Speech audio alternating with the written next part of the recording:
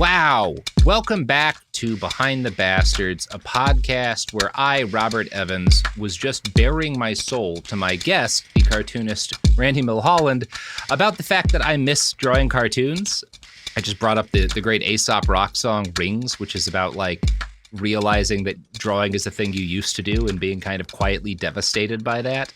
I think you were going to call me a grifter at first. I was like, No. I guess. I'm a cartoonist, so, a little bit. It's the thing, like, I always knew I wanted to write, and I had initially wanted to do that as, like, a cartoonist, because I was kind of, like, coming into my adolescence, the same age that, like, Hank was when he's watching these early Disney cartoons. I was reading, like, first-generation webcomics, right? Like, Sluggy Freelance and shit like that, like, the first people who were able to, like, make a living cartooning on the internet, and I was always like, well, that seems like the way to do it. What a lush, lavish life these webcomic artists live. Oh, one day that'll be me.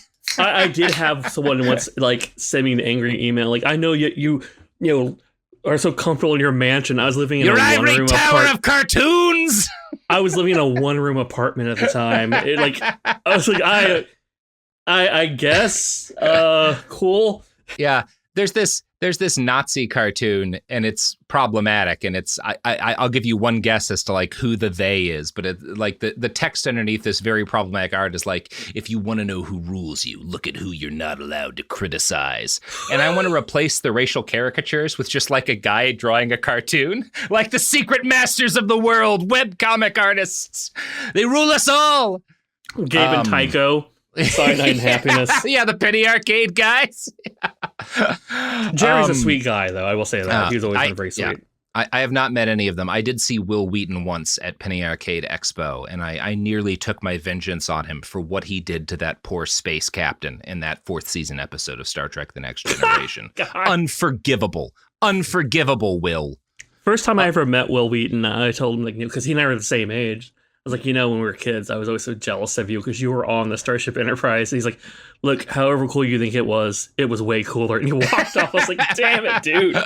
Yeah, man, he got to know Riker. He got to watch that man reinvent sitting down on chairs. Never been done the same since. It really hasn't. That was the, I think that's really what taught us bisexuals. That was the Manhattan Project for sitting down.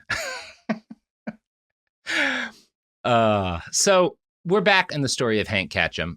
When we last left off, his wife Alice had left him. He blames this on her temperamental Irish nature, which he also blames her alcoholism on. And this is not fair, but she is an alcoholic, right? Mm-hmm. Now, I don't think she's an alcoholic because she's Irish. I think she's an alcoholic because it was the 50s, and who wasn't, right?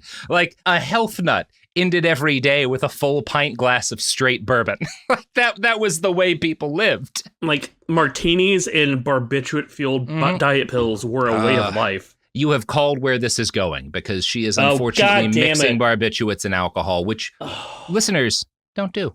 This has been a long digression from the fact that Hank Ketchum is going to blame every problem that his wife has on the fact that she's Irish.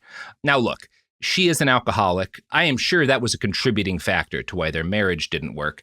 But I also suspect a contributing factor to her alcoholism was the fact that her husband did not want her or their child around and preferred spending time with a fake family that he had drawn to spending time with his actual family. I can see how that might make a problem worse, right? Yeah. I'm not inside this marriage. It couldn't have helped, right?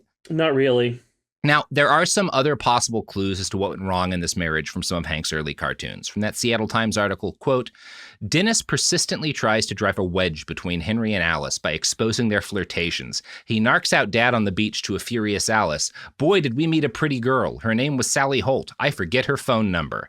Likewise, he deals poor Henry another blow to his masculinity in front of Henry's male friend. If you're so handy, how come Mom had the man next door come fix the leg on the card table? God damn. And we get a couple things from this here. For one thing, he is kind of hinting at this, like, constant suspicion of infidelity that may have been a factor in their relationship. But also, to make this more devastating, again, Dennis is a kid and aware of the cartoon that's coming out. His parents break up, and his dad starts drawing cartoons about he and his wife fighting, where the cause of the fighting is Dennis. Now, that could fuck with your head a little as a kid, right? That's so fucked up. That could do some, when we talk about the ethics of, like, basing stuff on your life, that's generally okay. But maybe if you're a parent, don't blame the cartoon version of your son for the problems of your marriage. That might hurt them, actually. That could do some real damage. Everyone gets the newspaper. Yes. Every kid reads the comics. Yeah. And there's no way his friends didn't know his dad drew this comic. No. This is like, honestly, there's really not much like Mr. Beast is probably like, in terms of like his level of popularity, the closest we have to somebody like Hank Ketchum in terms of the actual penetration of a single piece of children's media in the time, right? Like, it's so popular. And yeah, this would be like a pretty fucked up thing to deal with as a kid, in addition to like dealing with the fact that your parents are splitting up, and things are about to get a lot worse because Alice leaving brings an immediate threat to Hank Ketchum's life, which is that since they're split up now, he's going to wind up with partial custody, at least, of his son. And partial custody means you might have to spend time parenting that kid. And that is not a thing Hank wants to do. Right? No father in the 50s is into that idea. Absolutely not. So as soon as the two split up, like that same year, Hank sends 12-year-old Dennis to live at a private boarding school. And here's how Hank describes the reasoning behind this decision. He suffered severe learning disabilities that were not being properly addressed by the family. His mother, too caught up in luncheons, teas, and bouts with demon rum, couldn't focus seriously on much of anything. His well-intentioned father was buried in creative work and wasn't spending time with his small family. And like, it's kind of like you try to give yourself a little like, well, I also didn't do enough. But like, his mom is all going out to lunch all the time. And his dad is well-intentioned, but he's like too busy drawing cartoons to raise his child. And what's most messed up here, I have never seen any real supposition as to what Dennis's learning disabilities may have been. He's not diagnosed with anything, as far as I can tell. Given the state of things in that period of time, I think there's a very good chance he didn't have a learning disability. He was like acting out and having trouble in school because his home life was really difficult. And when things got tough, his dad sends him away, right? Like, that makes more sense to me than any kind of disability he might have had. He was an upset child. His an upset child. And divorce was so taboo in the 50s, and there's no way like other kids didn't know. I'm sure his life was kind of hellish. He's dealing with that, right? Like the fact that this is a taboo thing, it's so unprecedented seeming to him. And also, again, his mom is an alcoholic. And that's also a thing to across to bear as a child, right? He is the victim in the situation. Absolutely. And we have the actual Dennis's recollections of this period of his childhood. And he would later tell People magazine, I didn't know what was going on, except that I felt Dad wanted me out of the way. Which is like a devastating way to feel as a child. No child should ever feel that way. Especially if you are your dad's meal ticket. He's getting rich off of a pretend version of you, and he won't even raise you. Like, that's real bad. So this childhood nightmare is exacerbated by the fact that Dennis the Menace, the cartoon, is hugely popular among kids of his age group. And whenever they found out that he was the original Dennis, he became the source of unwanted attention. Years later, Hank would cop to some of this and the effect that it had on his son, telling the Washington Post, these things happen, which they don't. They never happen to another kid, Hank. No one else has ever gone through what your son did. Well, let's look at Bill Keane and his kids, who he based the Family Circus off of. Yeah. Glenn and Gil Keane became cartoonists. Mm-hmm. Like, he was very proud of them. They apparently had a really good life. So there's an option here. Yes. You can base things on your life. Maybe not this way. No. Yeah. And even honestly, if he'd done everything the same with the comic, but just kept his son and raised him, it probably would have been fine. Mm-hmm. But that's not what he's going to do. Hank would add, this was even worse because his name was used. He was brought in unwillingly and unknowingly, and it confused him. And like, yeah, Hank, but I think what confused him more was you just not being there because you're his dad. So Alice, again, I hinted at this earlier, this is the 50s. She is an alcoholic, and like every person who drinks too much in the 50s, she's also taking too many barbiturates, right? This is a great way to get really fucked up, and it's a great way to die suddenly, which unfortunately she does a few months after he starts boarding school. The same year his parents break up, the same year he's sent away to boarding school, his mom dies driving past Mount Shasta from an interaction of alcohol and barbiturates. This is unfathomably devastating for any child, right? In the best case scenario, your mom dying suddenly is like the worst moment of your childhood, obviously, right? Like, you know, like it's horrible. Let alone like the fact that he is dealing with this and the breakup of his parents and the fact that he has been sent to live alone at like a boarding school, right? And that his dad blames it on the fact that he has a bad brain, right? I'm not saying that's what a learning disability is, but that's very much how people talk about this. I'm sure right? That in private, that was not how his father termed it. Yeah. Not in the 50s. Not in the 50s. He's not being woke about this, right? And Hank is, he's not an expert on tact and child rearing. So when, again, there's no internet, right? There's phone service and stuff, but like as a kid, you're not connected to the world. Dennis is locked away at this school. His mom dies, and his dad decides not to tell him. What the fuck? He doesn't let him know. And Hank, in his autobiography, is like, I just couldn't bring myself to break the news over the phone, right? Which, like, well, you're rich. Travel there. Go tell, I get that. Like, yeah, maybe you want to tell him in person, go be with your boy. But he doesn't want to do that either. So instead of like going to see his son and telling him or calling him and telling him, he waits until the boy's mother is buried and then lets him know, hey, by the way, your mom's dead. Sorry, brah. What a piece of shit. Like what a piece of shit. That's such a devastating, traumatizing way to handle that.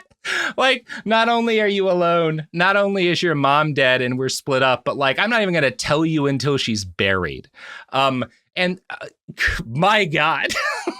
That is so cruel. That's child abuse. That is very abusive. Yeah. Man, that's like we just talked about Steve Jobs being a bad dad. I don't think he would have done this. Like, he would have let the kid know that mom was dead.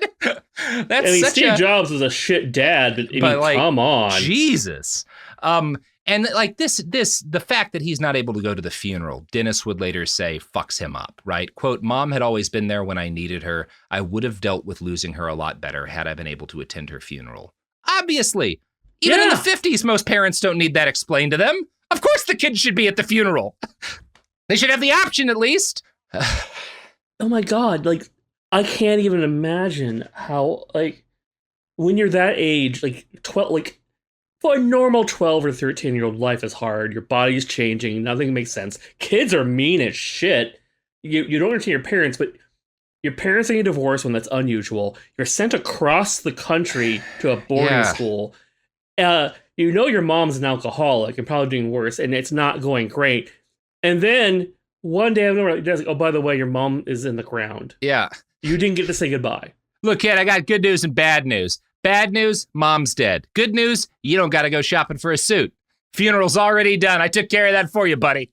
Have a good time being abandoned. No more awkward holidays. Yeah.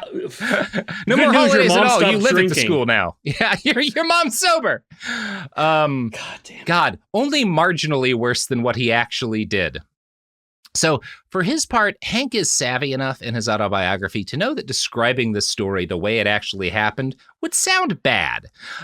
So he explains her death in his autobiography in this rather baffling passage. The little girl from Malden, that's his wife, tried valiantly to cope. She was a splendid wife and a loving mother, but the world was spinning too quickly for her. She had nothing to hold her steady except the relief she found in barbiturates and alcohol. My patience and knowledge of the disease were woefully lacking, and tragically, she succumbed shortly after her 40th birthday. Cool, that poetry doesn't really help. No, first off, he's nice in this paragraph to her. She was a great wife and mother. But like, it comes one paragraph after he says she wasn't there for her son because of the demon rum and all of those luncheons.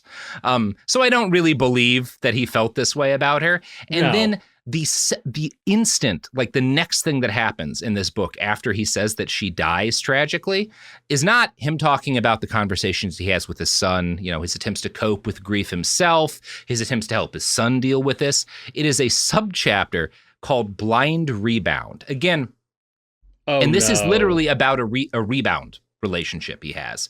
He goes from my wife died and not to here's what happened to my son. Here's how I talked to him. Anything. He doesn't say anything about his kid at all, about the kid they share. That is the inspiration for the comic. That is why he has an autobiography. He goes to talking about a lady he wanted to fuck. This story starts at Disneyland, where he's at Disneyland and he sees a young man who's alone, and it makes him sad and it reminds him that it's nice to be with somebody, right? It was a sad sight and reminded me how much I depend on being with someone. This must be a reaction to all the crummy rooming houses and lonely weekends and holidays I spent feeling sorry for myself. No question about it, I'd make a lousy monk.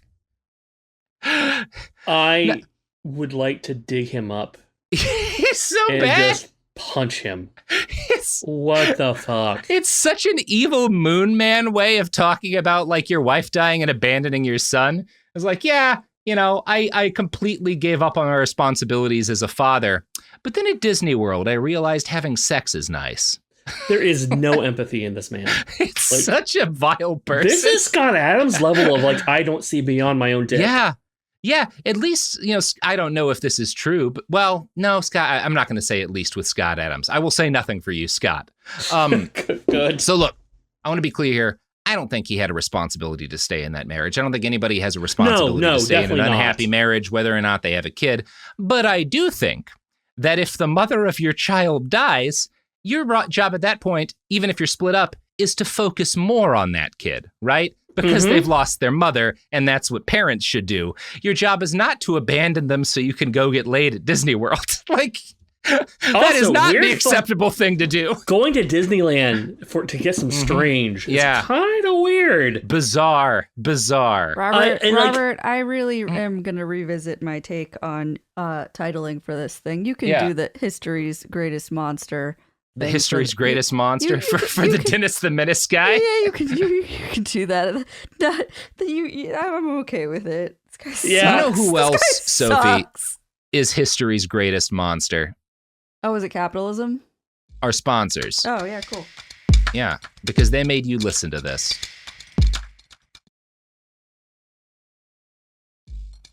Everybody, we're back, and we're just having a great time. Those were good ads and services. I feel contented. Dennis is enduring one of the most traumatic childhood experiences I can conceive of. And while he's doing this alone at a boarding school, his dad agrees to go on a blind date with a stewardess named Joanne Stevens. Now, Hank is clear that all he knows when he books this date is that she's a stewardess, and he informs us that people in his day called stewardesses stews. I've actually read a lot about air travel in this period of time. I've never heard this before. I'm not going to say he's wrong, but that's a stupid thing to call a stewardess. That sounds like something he called them, and he wants it to sound like. Yeah. Did you say stews? Stews. Yeah. What a weird thing to call a stewardess. You see those stews on the flight? Hey, stew, bring me some stew. What a weird time that was. I hate everything about that. I'm going to try that next time I'm on a plane. I'm going to call the stewardess or steward a stew. I feel See how they feel. Hey, stew, bring me some drinks. I feel like they should immediately go on strike the first time stew is announced. Yeah, that's a strike-worthy thing. And they can shut down the whole country. We saw it happen under Trump, right? Yep. Stewardesses have a lot of power. Or steward, I don't know what there's probably another term. Flight attendant? Flight attendant, right? Yeah. Yeah, what are you going to call them? You can't call them stews now. Flindants? That's a terrible thing to call them. Better than stews, arguably. I agree. It's better than stews.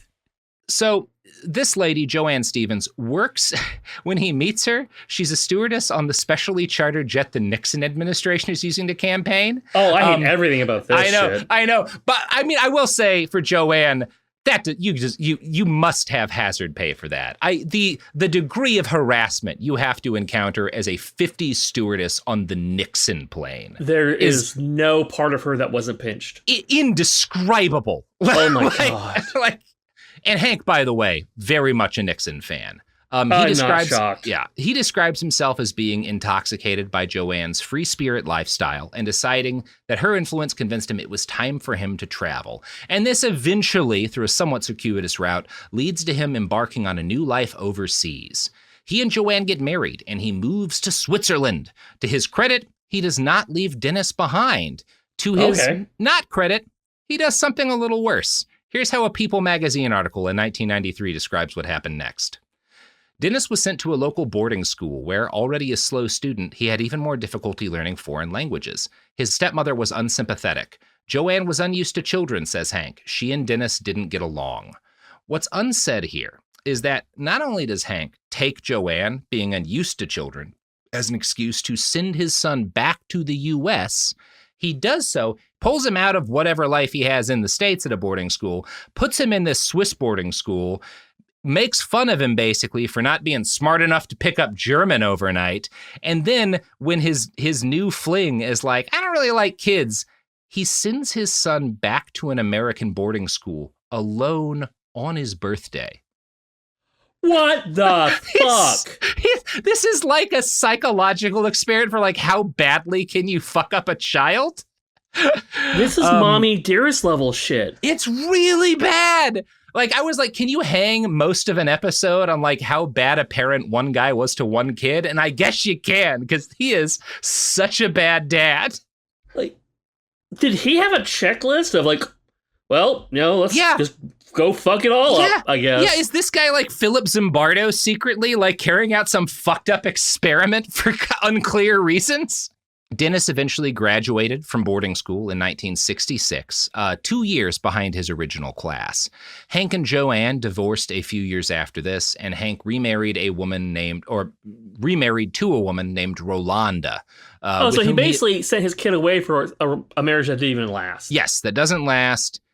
The marriage with Rolanda does better. He has 2 children with her. And he does parent them. I'll give him this. He is much better with these kids, from everything we know, than he was with his first 2, which doesn't really make up for or with his first son, which doesn't really make up for it. I found a 2001 article. Bar, Robert. Yeah, not a high bar. I found an old 2001 article in the Pittsburgh Post-Gazette by Sharon Randall, who talked to Hank before his death, and he expressed some regret here. Quote, pausing a moment to rearrange some pencils on his desk, he added, sometimes young fathers scrambling to make a living, to climb the ladder, leave it to the mother to do all the parental things. But you get back what you put into a child. It's like a piano. If you don't give it much attention, you won't get much out of it. And you could frame that as growth, but I actually think that's bad because like you shouldn't take care of your child because you'll get something from it. It's because that life you're responsible for. You helped create it. So you should take care of it as well as you can. I have a child. She is 6. I take her to all of her speech therapy appointments. I take her doctor appointments. I have no guarantee she will take care of me one day. And it's not her fucking job. She may not. She may turn 18 and say, you know what? I'm out. Bye, old man. That's her right. I'll be heartbroken. I will be shattered. But it's her right. Yeah. I didn't have a kid for an investment. I had a kid because I wanted to have a kid and I was able to. Like I had a partner who wanted to have a child as well. I am a strong believer in that children have no inherent responsibility to their parents. You did not ask to be brought into the world. You are not in debt to them. Parents have an inherent response. If you're going to create life, you have a responsibility to it, right? And he just abrogates it in the case of one of his kids. And then he's like, I was too interested in my career, which was based on my son, to raise my son. He's like a piano, which is also fucked up because like he actually got a lot more out of his son, his first son, than he did the kids he actually raised because his first son is his meal ticket, but whatever. I mean, literally the destroyed childhood of his first child paid for the childhoods of all the other kids afterwards. Yeah. So it works out well for them, right? Yeah. So for Hank's part, the worse he was to his son, the better his cartoon boy tended to do. In 1959, it inspired a live-action adaptation, which is like, he's one of the first might have been the first, I don't know if it was the first, but it was certainly one of the first cartoons to get like a live-action adaptation. There were a few others before that. I'm pretty sure Joe Palooka had one. Yeah. There were a few, but yeah, it was probably the most successful. But if you read the comic and then see Dennis Smith, like it's a sitcom. There's nothing really like. No, and it's like there's people talk about like the show being bad for its child actor. I'm not going to bring that down as like a thing on Hank's against Hank because that's not his fault. That's most child actors have, at least up until very recently, had like it's just you probably shouldn't make a kid suddenly world famous and and stuff. I would say the physical and mental abuse that Jay North, isn't it? Yeah, I think Jay North. He suffered was the fault of all the adults around him, because it was his aunt and uncle were his managers, and they were the ones abusing him. It was obviously the aunt and uncle's fault, but also the adults who saw this and did fucking nothing. Yeah. But you can't really blame Ketchum. He wasn't involved beyond he got paid. No, and it's one of those things, every time I read about shit like this, I'm not a particular Harry Potter guy, but when it comes to the movies, everything I've read about, like how both the parents of those kids and their co-hosts were like, these kids, we have to really be on the ball to protect them, because this is going to be a disaster for all of them if we're not really careful. Yeah. And it seems like they mostly have ended up pretty well. I know Daniel Radcliffe had his tough years. Most of us do, but like he's doing great. I think the rest of them seem to be doing well. Like he got to be Weird Al. Yeah, he got to be Weird Al. What more can you ask for in a life? So good on all of the adults involved in that situation, but not this one. There was no Jake Lloyd situation. There was, yeah, exactly. Oh God, that's another bleak one. Jesus, man, the world really hates kids. Yeah, it sure does. Now, during this period, after he moved to Geneva, Hank decided to stop reading the news. He's a millionaire by this point, and he decides there's nothing but bad stuff on the news. So he doesn't read it anymore, and because he's living in a foreign country, he feels like he needs to stay up to date on American culture, and he does this by subscribing to the Sears catalog, which he claims gave him an accurate look at the aesthetics of American life. This apparently worked. Yeah, I don't know. Okay. I think what works, I don't think he keeps up to date with American life, but what works about Dennis the Menace is that it's kind of permanently stuck in an idolized version of the 50s that never existed, right? Which is fine for a cartoon. It's fine if it's not based on your real life and the family you abandoned, right? And Robert, there's nothing wrong with for people that don't know what Sears is, can you explain that? Because it is, babies. Yeah, there's I was like, it is not around anymore. You kids know how like Target and Walmart, they're these big stores people used to go to before Amazon to buy stuff. Well, back even before then, people would buy stuff.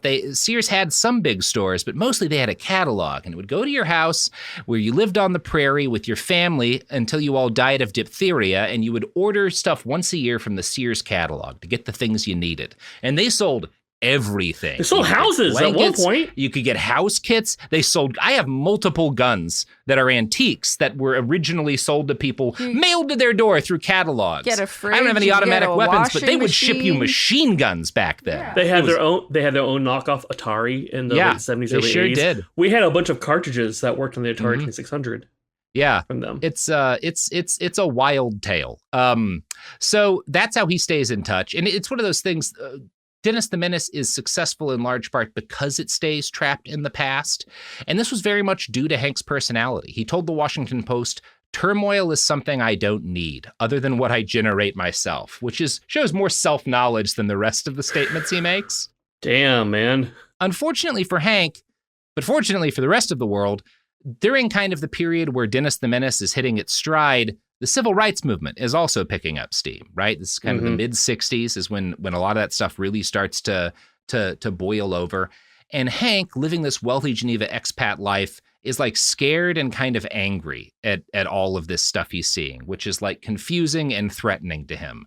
And he retreats inside of himself more and more as the civil rights movement goes on.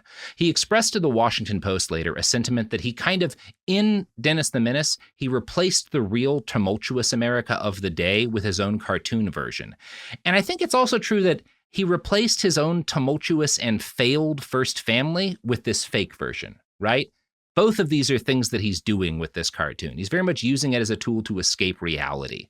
He is a lifelong Republican voter, so perhaps this is not surprising. But that's not an excuse, because you have people like Al Cap who are lifelong Republicans, and he used his power to do a comic called The Martin Luther King Jr. and the Montgomery Story. To promote Martin Luther King Jr. Because Al Cap was a piece of shit. But like, he's still, one thing about him, he was for integration. Yeah, that was a kind of guy you had back then.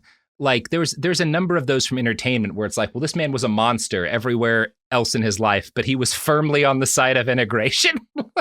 Yeah. Well, Cap was a big admirer of King. And then you have like Charles Schultz after King was assassinated. We're talking about Franklin. Chuck. Yeah, but we'll talk about that in just a second. I'm going to hide. Yeah. Oh, yeah. Oh God, that's what's coming up here, buddy. Oh no. So I do want to continue first with a quote from that Washington Post article. It is a world where Ketchum is in control. These are people I want to live with, he says of the characters in the musical so familiar from the cartoon. Dennis, his parents, Alice and Henry Mitchell, and their next-door neighbors, George and Martha Wilson. If they aren't what I like, I erase them. The headlines can be murderous and bloody, but in my world, the birds are singing. And that is such a telling line, if they aren't what I like, I erase them, because that is what you did to your own son. Mm-hmm. Like when he didn't turn out the way you wanted as a small child. Yeah. Now, you won't be surprised to hear from that the world he creates does not include black people for quite some time, right? Yeah. Hank's cartoon is not unlike most popular culture made by white people in that time, right? And that it ignored the existence of black Americans to a large degree. And like, I think one of the first times I was aware of this as a kid, every Christmas, my family would watch the Bing Crosby, Danny Kaye movie, White Christmas. A lot of great stuff about that movie. The only black people you see are working as like wait staff on a train. Right. Yeah. And they don't say anything. That's the only time you see any black people in that movie.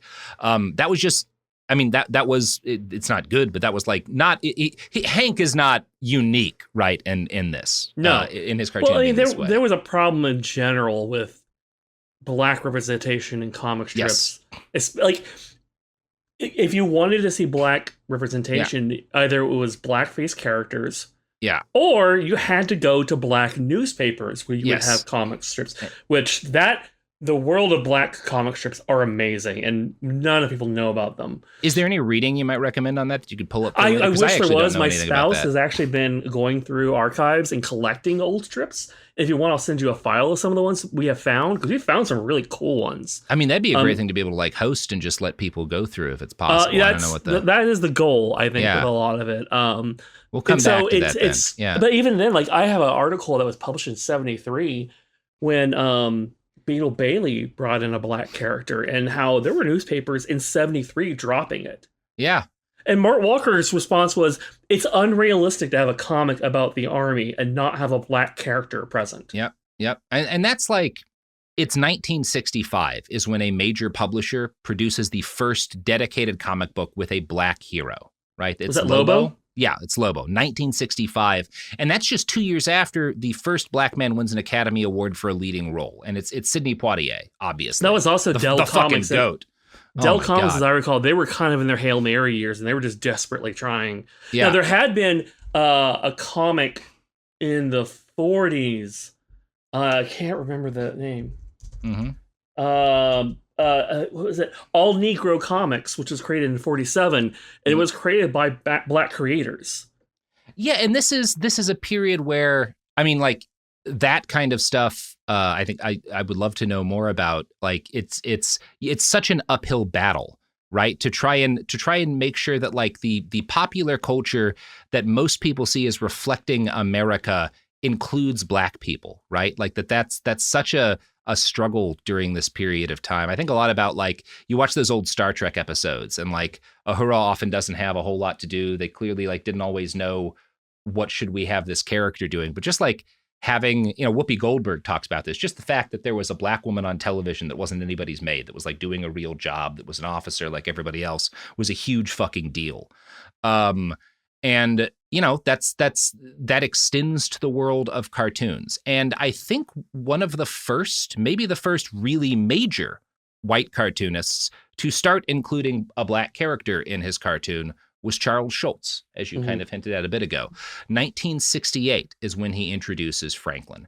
And I want to talk about Schulz for a little bit, not because what he does is like heroic.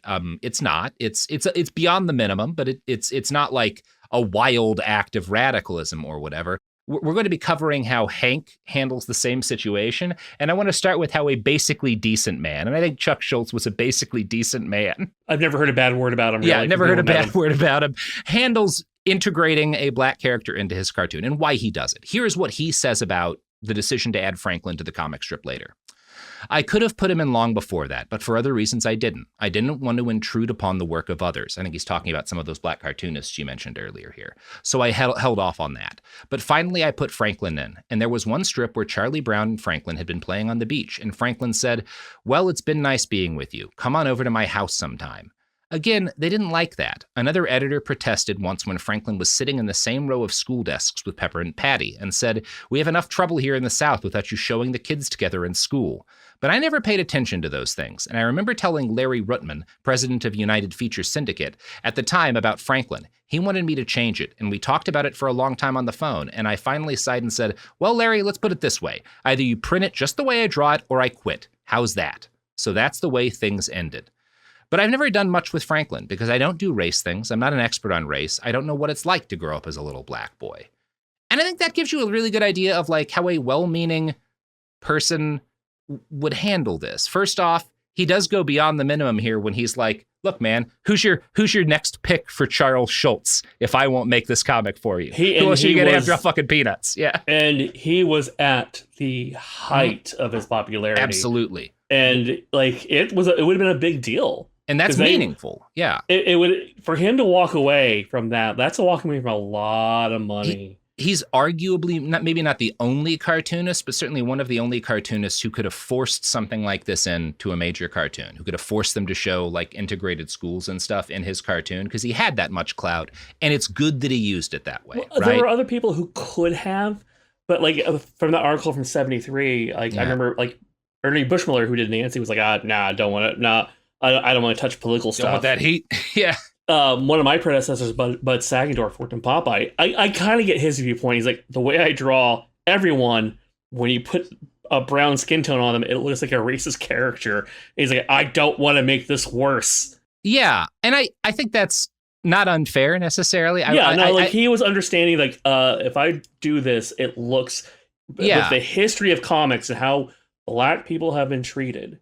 Yeah, in comics, I shouldn't be the guy to do this, right? Yeah. That's fair. And I think that what Schultz did, again, I don't want to go like overboard praising him because he's not putting his life on the line here. But I think what he is doing, what he would say he's doing, is he's looking at people putting their lives on the line and saying, well, like, I am in a position where I can force this through and I should, right? I don't really know how to write this character, but maybe that's not what matters right now. What matters is just showing that Charlie Brown's America, which is one of the most popular depictions of fictional America, includes black people, right? Yeah. And that's a good thing to do. Right, that's a praiseworthy, some amount of praise at least. It's worth acknowledging. That he never really talked about there during his lifetime. It's only been the last few years that's come out. Yeah, and they're actually doing a short, I think, or it may have already come out, a cartoon special.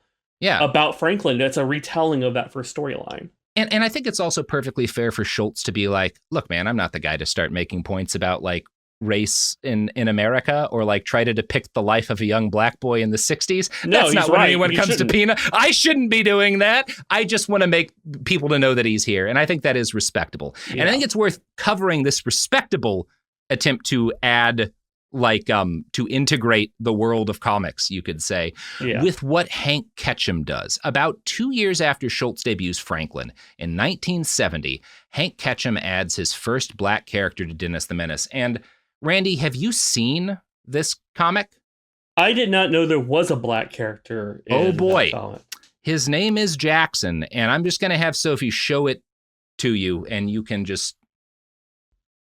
Hold on, me so I can get my... what the fuck? What the fuck? That is...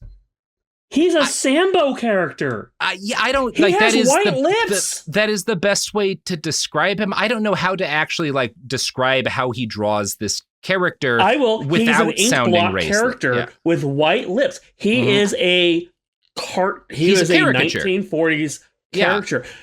Oh, I have seen neo-Nazi and the caption. We'll get to that. I want to know, like, the first thing I thought when I saw this, because I used to do a lot of stalking Nazis online, I have seen neo-Nazi comics from the 90s that depicted black people almost identically to the way that he does in this. Like, it is bad, people. It is really bad. Like, so my spouse and I, one of our hobbies is we go through newspaper archives. We look. I love looking for lost comic strips that no one... But that means I also see a lot of really weird racist shit from the 1910s. This could have been printed in 1921. Yeah, it's wild how bad it is for 1970. That is, he has giant white lips. You can't see his nose. He is ink black. He is as black as the father's hair. And like, he doesn't have like the Popeye guy. I get that argument. Like all of my characters are caricatures. I don't really know how to draw a black person and not have it look like a problem. This looks so different from everything else he ever draws. Yes. He draws normal looking people as a general rule. Now here's my question though. I need to know this. Because Ketchum did have ghost artists and ghost writers. No, this was him. Oh, this was him. It was not Wiseman. No. That I don't think has even started yet. This is him. No, Al Wiseman had been working since the 50s, but he was mostly working on the comic book, I think. Yeah. I like, and the comic book he talks about that winds up coming on and coming off because it gets too expensive. But like, this is because he writes about this. Like he takes credit for this. He takes credit for this. Yes. Oh shit, I wouldn't. And there is so the cartoon we're talking about. We were so bowled over by how racist it is. Like it is. Woo! You've got Dennis the Menace's dad mowing the lawn. He's looking over, and there's Dennis and there's Jackson, and Dennis is saying, the father looks terrified. The father looks scared to see this little boy. Dennis says, "I'm having some race trouble with Jackson. He runs faster than I do." What is that saying, man? Like, what is that even saying? Like, I know what he's saying is like, Dennis doesn't see race, right? Like that is the actual point of the comic. He doesn't which is get also, it. It's funny. It's a whole like, I don't understand thing. Yeah. And again, like there's something quietly political about that first like Franklin strip where, because he's just making the point that like Franklin is welcome in Charlie Brown's home, right? And actually in that time, that is kind of a political statement. It's like the same part of the Mr. Rogers episode where he shares a foot wash with a black man. Yeah, or when he like shares a hug or something with like that guy who was suffering from HIV to be like, look, you don't have to treat these people. Like, there is a subtle politics. Yes, a subtle, meaningful, earnest politics as opposed to whatever the fuck this is. And a lot of people get angry at this cartoon. Hank even alleges that there are violent attacks as a result of this cartoon. This is from his autobiography. A harmless little play on words, and I felt a soft, amusing beginning. Not so. The rumble started in Detroit, then moved south to St. Louis, where rocks and bottles were thrown through the windows of the Post-Dispatch. Newspaper boys were being chased and hassled in Little Rock, and in Miami, some Herald editors were being threatened. The cancer quickly spread to other large cities. Am I wrong? Yeah. No, it's the children who are... It's the people. And like, did you ever describe racism as a cancer or just people getting angry that you drew a slur in your cartoon, Hank? I would say, like, if he had said, you know what, I drew this and I did not think about the fact I was thinking of with the mind of a man born in the 20s. Yeah. Like, I should have stepped back. He needed someone in that room to say, that's not okay. It does say a lot about the state of the industry that this comic presumably passes through a bunch of people's hands before it goes up. Dude, I did a comic not long ago it was a throwaway Popeye strip. And the joke was, because when I was a child, I was convinced the song Cotton Eye Joe was about a zombie. Mm-hmm. So I did a strip about that. And one of my editors was like, hey, just so you know, there might be some racist history to that song. And so there was a meeting about this strip. And I mean, there's an article, it's questionable. And my whole thing was like, okay, we'll just pull it. Like, just pull it. Like, even if it's not true, someone out there might think it. I don't want to hurt someone's feelings. But, like, multiple editors got together with me, and we had a big discussion on it. Yeah. And that looked nothing like this. Yeah. I'm sure the extent of this conversation was like, he sends this cartoon, an editor on his fourth highball of at lunch was like, great work! You're going to fix the race problem in this country. And then back to drinking highballs. Like, if that had run in 55, I'd be like, oh yeah, of course it fucking ran. Yeah. But 70s? Mm-hmm. Wild stuff. Oh my fucking God. So he describes being mad as hell at the reaction that this gets. He should be ashamed. He ought to be. Snopes notes that at the time, a number of newspapers ran apologies to their readers for this cartoon, and they provide an example from the Cleveland Press. Yesterday's Dennis the Menace cartoon offended a number of press readers. The press apologizes for the affront caused by the cartoonist. It assures subscribers that such a thing will not happen again. Oh, I'm sure he was not happy about that. No, he was not. And normally I would say, why don't throw the cartoonist under the bus. No. But in this case, yeah, throw the cartoonist under the bus. Hobble him so he can't get out of the way. Yeah. Also, just let it go. So Ketchum, for reasons that are known only to God, would make one more comic featuring Jackson. I will say this Jackson is drawn less racistly than before. Not well, not good, but not the same. I'm dreading this. It's still not good. It's still maybe definitely a little bit of a problem, but better. Oh, okay. Yeah, better. I would actually think that's a totally different character, to be honest. Yes, it is drawn wildly differently. So for the people who obviously can't see this, the character is drawn less as a giant ink blot child. He still seems to have white lips, which is not good. Yeah, but also a third of his head is white. I think just because of like where the light's supposed to be. It's supposed to be him, like the shine, but it looks really common odd at this point in time that black characters are shown with like a cross hatching. Yeah. Franklin was drawn the same way. A lot of it's just kind of how it was done. Yeah. I don't agree with it, but it's truth. Yeah. But yeah, again, like the white lips, like that's a weird telltale. Like that. Mm-hmm. All he had to do was give like the textured hair. Yep. I mean, look at the comic Curtis, which is granted drawn by a black creator. Like you can give features that denote African American heritage without going to fucking stereotypes. Yeah. And his arms are still jet black. I think another thing you could do, and maybe other cartoonists could have done too, is like, well, I don't know how to draw this cartoon or make a point. I'll just have a black cartoonist take over my strip for a day, you know? Yeah. And like put out something. You don't have to do this, Hank. Like you could use your clout here some other way. And or actually hire a consultant, a black artist. Like, tell me what... Yeah. Go to someone and say, like, give them money because they shouldn't have to fucking do it for free. Particularly after your first cartoon causes a riot. Maybe you're not the one to handle this anymore. And the cartoon itself is, his mom's got 2 cookies and she's like looking at the 2 boys. And again, she's nervous. She's nervous. Dennis has his hand out towards Jackson. He's like, me and Jackson are exactly the same age, only he's different. He's left-handed. And again, it's the same punchline where like all of you, silly Americans in the civil rights movement care so much about race. Dennis, the Menace, the boy I invented while ignoring my own son, doesn't even see race. It feels like a conservative, like, well, my character gets it. What's wrong with you, liberals? I'm much woker than you, but for living in Geneva and ignoring the civil rights movement. As the years go on, Hank is going to increasingly defiantly avoid any interaction with the real world or any hint that life for regular Americans was no longer the bland 50s daydream he depicted in Dennis the Menace and had actually himself failed to live in the 1950s.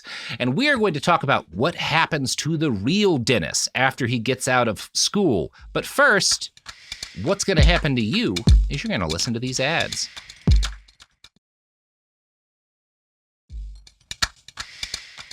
We're back. So we're talking about the real Dennis the Menace again.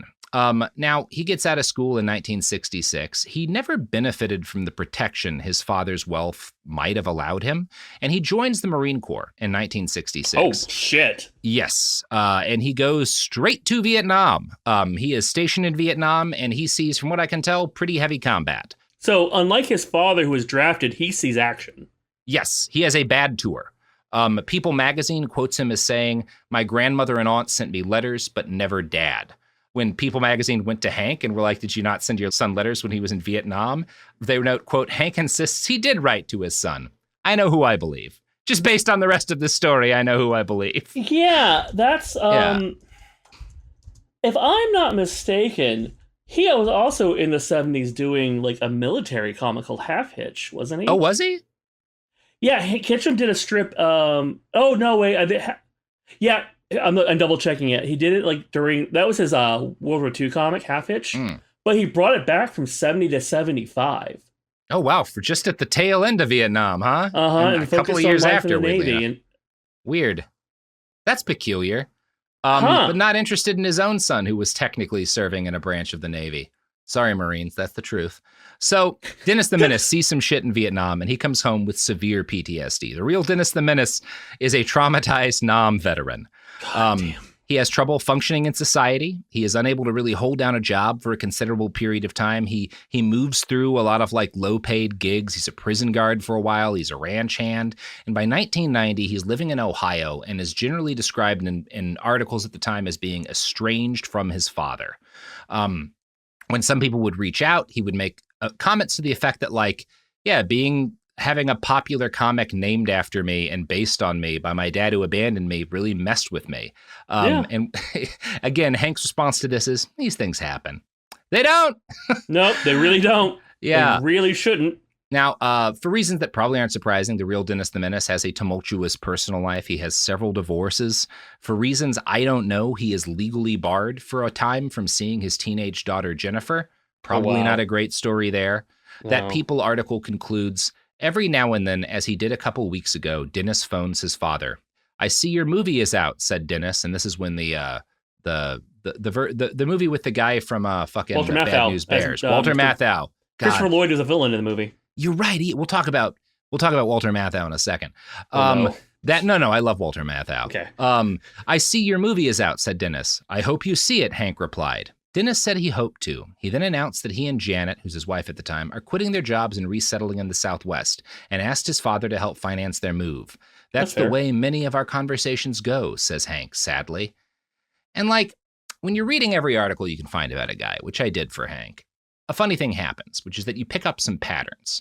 In multiple interviews, he will tell people in this period of time, my son only calls me to ask for money.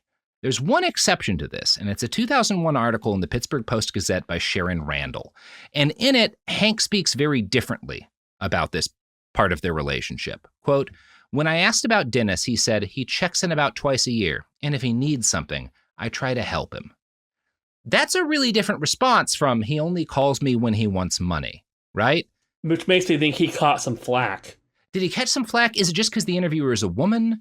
Is he like into her? Does he want to impress her? Like, I couldn't tell you why he phrases it this way, but it really stuck out to me. Where every other time he's like, he just wants money. And this time he's like, I try to help him when I can, try to be a good dad.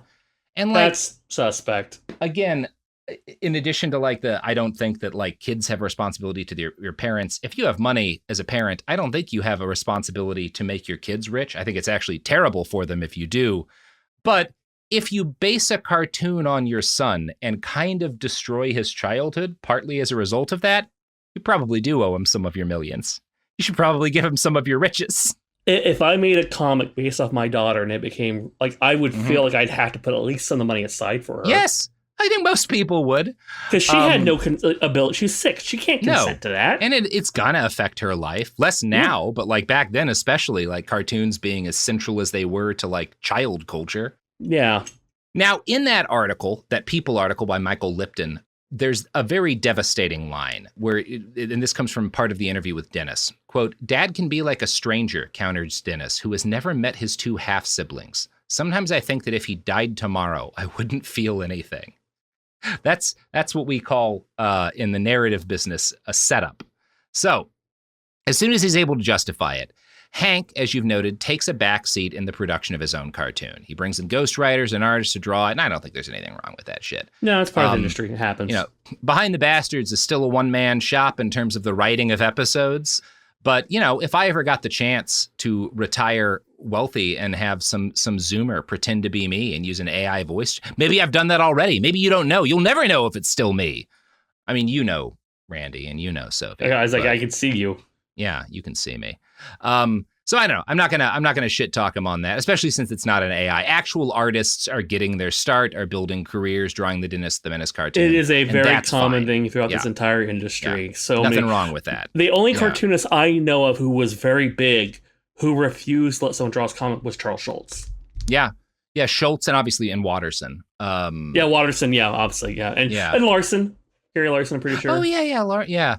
Yeah. And also like those are guys like I think Larson just brought it back, if I'm not mistaken. He's done. He's on Facebook, I believe. He's doing them. Yeah. And Watterson also came from a different field. Watterson came from political comics. Yes. And you can tell from his line work, that's what he started out as.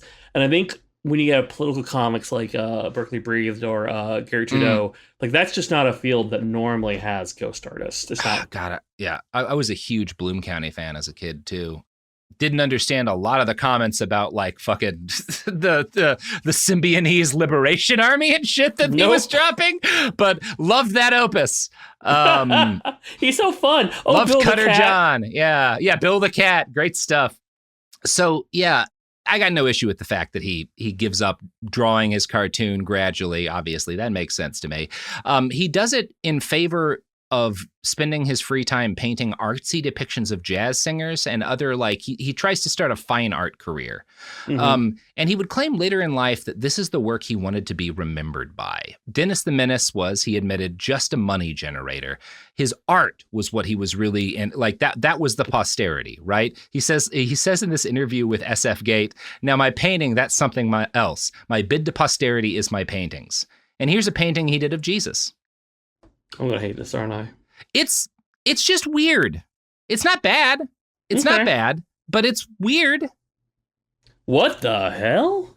I guess that's hair, because it's like on his armpits and his chest, but it looks like he's got ninja stars sticking into him. That is a little odd, but like not bad, I wouldn't say. It's not the worst thing I've seen. It has a charm to it. It definitely it has influences of his. It's weird he doesn't want to be remembered for his comic, because I know a lot of artists who love his line work. Like his line work was very influential. He was not certainly. I mean, he's a good drawer, good illustrator. I find Dennis the Menace, I can probably recall the basic animation of that cartoon with my eyes closed, and I don't think I'll remember this Jesus painting very much. No, looks like, kind of like Obama. Is that Obama Jesus? No, he didn't live that long, so he wouldn't have done it. And here's an untitled painting of a bearded man. This one's weirder. An untitled painting of a bearded man in a dog collar reaching for a cigarette while a dominatrix stands over him. What the hell? That's a weird painting from the fucking Dennis the Menace guy, huh? There's no title to it, so I don't know what he was going for with this. Like, clearly that's a dominatrix, though, right? Both of those women have to be. Yeah. A pair of dominatrixes. Dominatrices. Yeah, and the guy's got like a golden or a bronze collar. He's got like spiked collars around his hands, too. And he's like on his knees grasping for a cigarette someone stepped on, it looks like. It's weird. It's weird. The women wearing laced up knee-high boots. Yeah. It's interesting. This is like learning... Yeah. It's not bad. It's like learning one of the creators of Superman did all that weird bondage and murder fetish art. It's definitely odd. It's not what I would have called for him. It certainly doesn't remind me of his cartoons, but it's like it's competently drawn. It's actually like the composition's nice. Like I like the facial structure. Like I like the line work. I would not have expected. I saw it online. I think this was going for like $200. So like it's affordable. If you want a Hank Ketchum original, you can probably make that happen for yourself. I mean, stuff might not be. I'm sure his cartoons are pricier, but I don't think there's a lot of interest in his weird dominatrix art. So one of the most interesting articles I ran into on the man's personality was published by the LA Times in 1986, and it's got some really good paragraphs. Having been approached by his fellow cartoonists to join them in the crusade against hunger in Africa, Ketchum declined. I think we have other priorities right here. I prefer to do everything I can for my neighbors, then the peninsula, then the state, then the country. My priorities are not overseas. No, of course not. For God's sake. Like, a very standard thing, but worth bringing up just in terms of like the kind of guy he was. There's a revealing moment in this article where the journalist is like looking at his drawing desk in his office and sees a picture of a little boy on the desk. And he's like, oh, is that a picture of your son, Dennis, the original Dennis the Menace? And Hank's answer is, nah, he's 40 now, doing his own thing. We don't communicate that much. So who's the 5-year-old in the picture? That's me. Now, does he look like a menace? Nice chunky little fella. Future Republican fella. Future grumpy old man. What a weird thing to say. So also weird having a picture like of yourself for the cartoon that you draw about your kid who you abandoned. A little weird. Yeah. So I don't know. You can have whatever opinion on his fine art you want, but time has shown pretty clearly that he is not going to be remembered for that. He will be remembered for both Dennis the Menace and being a bad dad. Hank himself died in 2001, and his first son, the original Dennis the Menace, did not attend his funeral. nor would he. Like, yeah. Do we know what he's doing now? Is he okay? I haven't heard much. I haven't heard anything about him in the last few years. I mean, he would be pretty old at this point if he's still around. I wish him the best. Maybe depending on what happened with his teenage daughter, I guess. I don't know fully, but his dad concerning. didn't help with that. I'll tell you that much. I mean, like, you're abandoned by your family. Like, your mom is probably not really present. Your dad ditches you. Then you go to fucking Vietnam. Mm-hmm. Well, no. Then you guys send your mom dies. You don't find out. Your dad remarries, moves you across the world, gets mad you're not learning a new language when you're already having trouble learning. His new wife says, I don't want him. You get sent away. That marriage doesn't even fucking work out. Then you go in the Marines, serve in a war that's fucking horrible, come back to all that hate. Because let's be honest, I'm sure he was not treated real well when he got back. And the government kind of forgot about you, just like your dad did. There's just so much pain and sadness there. Yeah. It's and all people do is associate bleak. you with a cartoon version of yourself that from a dad who didn't know you. Yeah. But your dad built an entire world off you. There's been so many Dennis the Menace movies. There were cartoon shows. I mean, when I was a kid, Dennis the Menace was like a Dairy Queen mascot. Yeah, he's the DQ kid, and it's to think that, like, from the perspective of Dennis the real boy, the only moment where his dad paid attention to him was that moment his mom yelled at him that inspired the comic, and that was all his dad needed from him in his entire life. That is, like, as a parent, bleak. that is so That's bleak. I wonder if the author of Gone Girl got inspired by this story when she wrote a book. Do you know that what I'm talking about? Anyone? Isn't that the one with Ben Affleck? Yeah. So the main female character's entire life was her mom wrote books called The Amazing Amy, and it was inspired by her, but not actually about her. I can't remember that. Yeah. And I just wonder if the author, I think the author's name is Gillian Flynn. I just wonder if the author, maybe there's a lot of parallels there. Yeah, I wouldn't be surprised. Well, everybody, that's Behind the Bastards. Randy, where can people find you online? Probably crying in a corner for a while after that goddamn story. Yeah. I guess I shouldn't be complaining because I don't get brought on for the dying baby episodes, so that's nice. Just the traumatized child episodes. An awful cartoon, which is a lot. I can't wait to come back for Al Cap. Or the guy who did Annie. He was a piece of shit too. Somethingpositive.net, that is the comic I've been drawing since 2001. I also draw the Sunday Popeye strips, as well as the Thursday Olive and Popeye comics.